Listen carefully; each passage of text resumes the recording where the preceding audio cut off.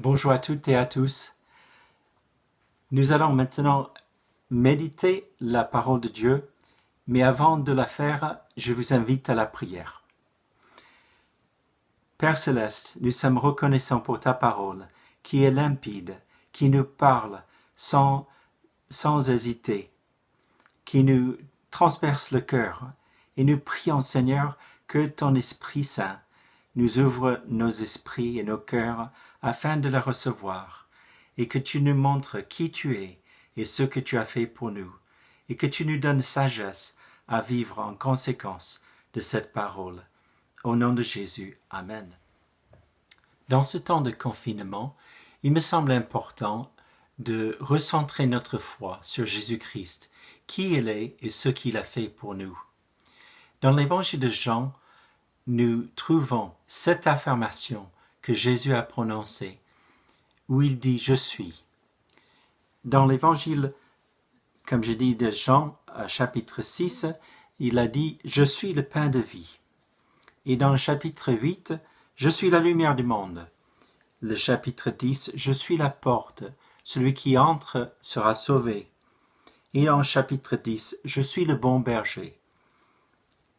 Il y a d'autres affirmations plus tard dans l'évangile de Jean, mais tout cela a été écrit afin que vous croyiez que Jésus est le Christ, le Fils de Dieu, et en croyant que vous ayez la vie en son nom.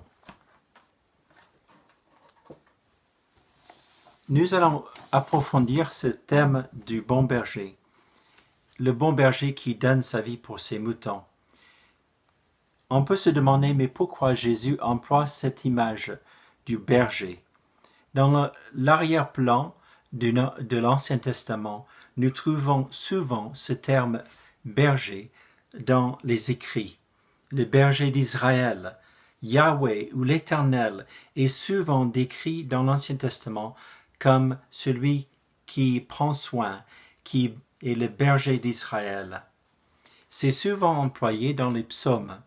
Par exemple, le psaume 80 ou le psaume 74, etc. Le psaume 100, par exemple, « Tous les habitants du monde, criez de joie pour le Seigneur, servez le Seigneur joyeusement. Approchez-vous de lui dans la joie, reconnaissez que le Seigneur est Dieu, c'est lui qui nous a fait et nous sommes à lui.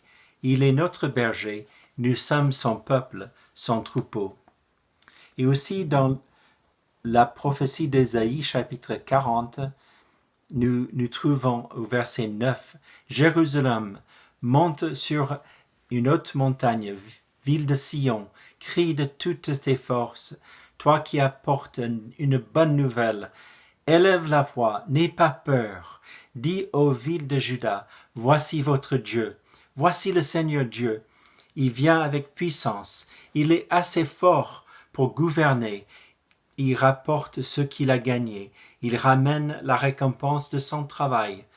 Comme un berger, il garde son troupeau, il le rassemble d'un geste de la main, il porte les agneaux dans ses bras, il conduit doucement les brebis qui allaitent leurs petits. Donc le roi d'Israël est comparé au berger. Et dans le psaume 23, David écrit ce chant très personnel, le berger par excellence. Seigneur, le Seigneur est mon berger, je ne manquerai de rien. Il me fait reposer dans les champs d'herbes vertes, il me conduit au calme près de l'eau. Il me rend des forces, il me guide sur le bon chemin pour montrer sa gloire. Même si je traverse la sombre vallée de la mort, je n'ai peur de rien. Seigneur, car tu es avec moi, ton bâton de berger est près de moi, il me rassure. Donc nous trouvons dans l'Ancien Testament ce thème important que Dieu prend soin de son peuple, Dieu veille sur nous et il est attentif et même conscient de tout ce qui arrive dans nos vies. Quelques remarques maintenant sur le rôle d'un berger. C'est nouveau peut-être pour nous d'y penser à ce qu'un berger fait. Le berger, il connaît ses brebis, il connaît ses besoins naturel de manger, d'avoir du repos. Il connaît aussi les besoins particuliers de chaque brebis. Bien souvent, les bons bergers connaissent si bien les brebis qu'ils leur donnent des noms et ils reconnaissent leur manière, leurs habitudes. Et on peut dire qu'il connaît le nombre de ces brebis dans le troupeau. C'est important. Deuxièmement, les brebis connaissent aussi sa voix. Elles viennent quand il fait l'appel. Elles lui font entièrement confiance. Le berger connaît aussi l'environnement du troupeau. Il connaît les vallées, les collines, les bons endroits et les mauvais, les endroits dangereux. Il connaît aussi les sentiers, les pâturages et les sources d'eau fraîche. Le berger, il est conscient de tout ce qui est autour de son troupeau. Le berger est souvent devant le troupeau dans cet environnement. Il prévient et il protège ses petits. Le berger pourvoit aussi aux besoins de son troupeau, besoin de nourriture, de repos, de soins pour les malades, etc. Il sait aussi leurs limites quand ils sont fatigués, quand ils ont besoin du repos. Le berger veille constamment sur l'ensemble du troupeau et même il veille sur les interactions les uns avec les autres et il guette le danger de l'extérieur, le danger naturel comme le chaud ou la froid ou l'orage ou l'éloignement ou même les escarpements, les falaises ou les ennemis qui approchent pour les attaquer. Le berger est prêt à intervenir, même interposer sa vie pour sauver ses brebis. Tout ça, c'est un petit peu l'arrière-plan de ce que c'est un berger. Et l'Ancien Testament donne aussi l'exemple des mauvais bergers. Dans Ézéchiel chapitre 34, nous avons toute une description des meneurs du peuple d'Israël qui ne faisaient pas leur travail, des mauvais chefs d'Israël. Eux, ils ne s'occupent pas du troupeau, ils sont égoïstes, ils s'occupent seulement d'eux-mêmes. Ils sont des profiteurs, ils prennent le lait, ils prennent la laine et ils tuent les plus grosses. C'est terrible. Les mauvais bergers ne prennent pas soin des moutons faibles et les malades. Ils ne préviennent pas ceux qui s'éloignent du troupeau et ils ne cherchent pas ceux qui sont perdus. Ils dominent leurs moutons avec violence et dureté et c'est pourquoi le troupeau est éparpillé et sujet à l'attaque des ennemis. Dieu déclare que ceux-là ne sont pas des vrais bergers. Ils sont des voleurs qui viennent pour tuer, manger et profiter. Dieu annonce son jugement contre eux et son intention d'intervenir comme le vrai bon berger qui veillera et qui prendra soin d'eux et qui va les protéger de tout danger. En Ézéchiel 34, le prophète inspiré par Dieu annonce le jugement sur les mauvais bergers qui profitent du troupeau et qui n'en prennent pas soin. Et il annonce l'arrivée d'un bon berger. Ézéchiel 34, verset 23. À la tête de mon troupeau, je vais mettre un seul berger qui s'occupera de lui. Ce sera un roi comme mon serviteur David. Lui, il s'occupera des bêtes du troupeau et il sera leur berger. Moi, le Seigneur, je serai leur Dieu et ils auront un roi semblable à mon serviteur David. C'est moi, le Seigneur, qui le dis. Je ferai avec mon troupeau une alliance de paix et je supprimerai du pays les animaux sauvages. Donc, cette image des mauvais bergers qui est remplacée par le bon berger qui va venir, qui sera semblable à David, cette prophétie est accomplie en Jésus dans l'évangile de Jean chapitre 10. Jésus est le bon berger qui donne sa vie pour ses brebis, pour nous en fait. Il donne sa vie par son obéissance à son Père. Il donne sa vie aussi tous les jours et il donne sa vie une fois pour tout. Il donne sa vie volontairement pour amour par amour pour nous. Jésus, donc le premier point, il donne sa vie par obéissance à son Père. Jésus donne sa vie par amour pour nous.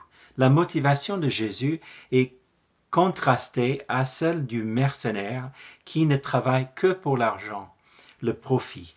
Le mercenaire n'est pas un vrai berger car les moutons ne sont pas importants pour lui. Ils ne lui appartiennent pas. Le loup arrive et le mercenaire se sauve. Le résultat est catastrophique. Les moutons blessés tués, le troupeau éparpillé. Par contre, le bon berger, il est prêt à donner sa vie pour tous les jours pour ses moutons. Il est fidèle et dévoué par amour pour eux. Donc nous constatons que Jésus, il donne sa vie par amour pour nous. Le deuxième point, Jésus donne sa vie en pleine connaissance. Jésus nous connaît bien, comme un bon berger connaît chaque mouton. Par sa personnalité, sa façon de brouter, son allure, Jésus connaît nos forces et nos faiblesses.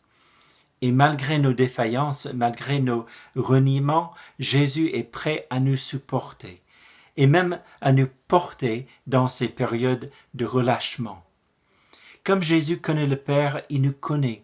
Motivé par cette complicité dans l'amour, il est allé jusqu'à la croix en portant nos fautes. En Ésaïe 53, nous lisons « Nous étions tous comme des moutons perdus. Chacun suivait son propre chemin, et le Seigneur a fait retomber sur lui nos fautes à nous tous. » Jésus reconnaît les siens, ses moutons, et quand il parlait ce jour précis, il savait que certains de ses auditeurs seront les siens par la foi en lui. Il savait que d'autres ne croiront pas en lui. Et Jésus a aussi pris le temps de penser à nous. Au verset 16, « J'ai encore d'autres brebis qui ne sont pas de cette bergerie, qui ne sont pas israélites. Celles-là, il faut aussi que je les amène. Elles entendront ma voix. Il y aura un seul troupeau et un seul berger. » Donc nous voyons que Jésus donne sa vie en pleine connaissance de qui nous sommes et combien nous sommes éloignés de lui, combien nous avons besoin de lui. Troisièmement, Jésus donne sa vie volontairement. Ce n'est pas une obligation, c'est un choix de sa part de donner sa vie.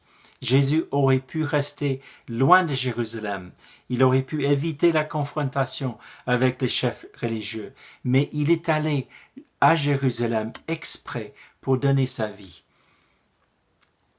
Pendant cette période de Pâques juive, il est allé dans le jardin et s'est livré lui-même à Judas et aux soldats.